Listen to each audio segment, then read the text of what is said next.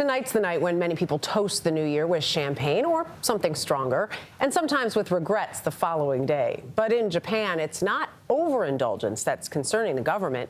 It's people swearing off alcohol and the economic side effect that it's having.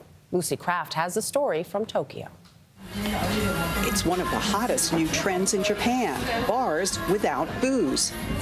Raising glasses of non-alcoholic wine, these millennials say they do enjoy the real thing, but only on special occasions. The student said, "I'm not worried about my health, but I'd rather spend the money on nice meals." Non-alcohol bars like this one are starting to take off in Japan, popular especially among younger Japanese, and that's giving the national government a hangover. With tax revenue from alcoholic beverages drying up, down 30% in recent decades, the government launched a widely mocked campaign seeking ideas on how to get young Japanese drinking again.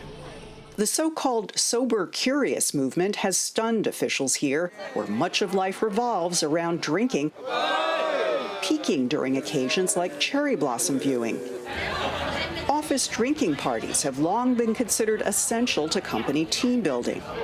The most recent survey from 2016 found Tokyo alone packed with nearly 30,000 bars and pubs.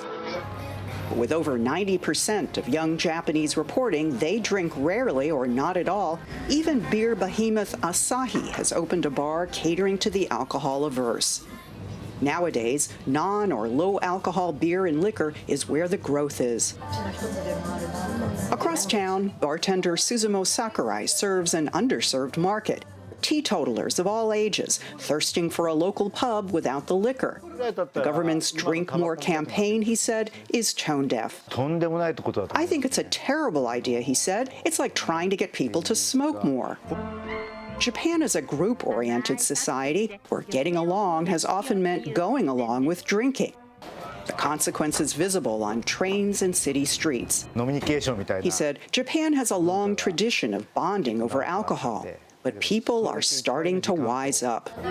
For CBS Saturday Morning, Lucy Craft, Tokyo.